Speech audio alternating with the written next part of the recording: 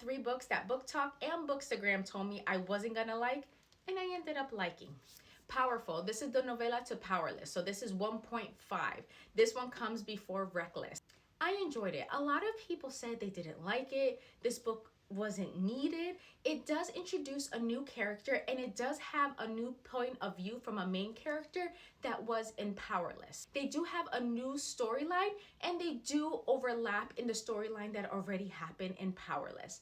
I enjoyed it because in Powerless they had a big event that when I read it during that point of view of one of the characters in that book, it did nothing for me. But then in this book, seeing that same event from a different character's point of view, it got me emotional. Sometimes that different point of view in the same event just hits differently for different people. It does have a new character here that I'm pretty sure I'm gonna start Reckless next. I'm pretty sure that character is gonna transition over to the next one, and I'm excited to see what happens.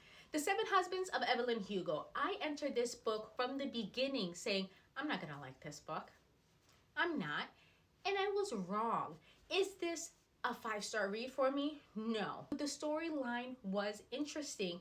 Honestly, Evelyn Hugo just lived a very, very lonely and sad life. When you hear her stories and everything that she did for fame, I wouldn't wish that life upon anyone. Also, the time of when this story took place made a big deal. I didn't think this was a bad book. I don't think it was the best, but I've definitely read some pretty bad books, and I don't think this was one of them.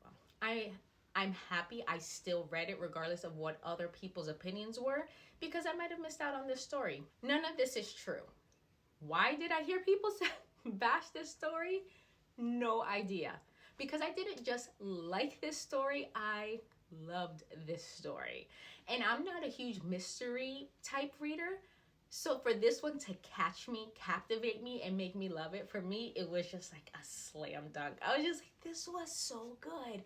This was also the first book I audiobooked while reading, and that experience alone was amazing. So maybe if you didn't like it, maybe trying it for the second time while audiobooking and reading it at the same time, sometimes that makes a huge difference in the experience when reading a book.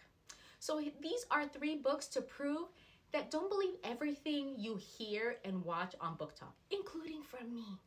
I'm not an expert on your feelings and what you would like. When we share, it is subjective. We're just sharing what we feel. It is not a hard truth to say, don't ever read this book. Always try it, because if I would have listened to that, I would have never read these books. And then I would have really missed out on some pretty awesome reading journey experiences. Here are opinions. Take it with a grain of salt and still enjoy your reading journey. Happy reading.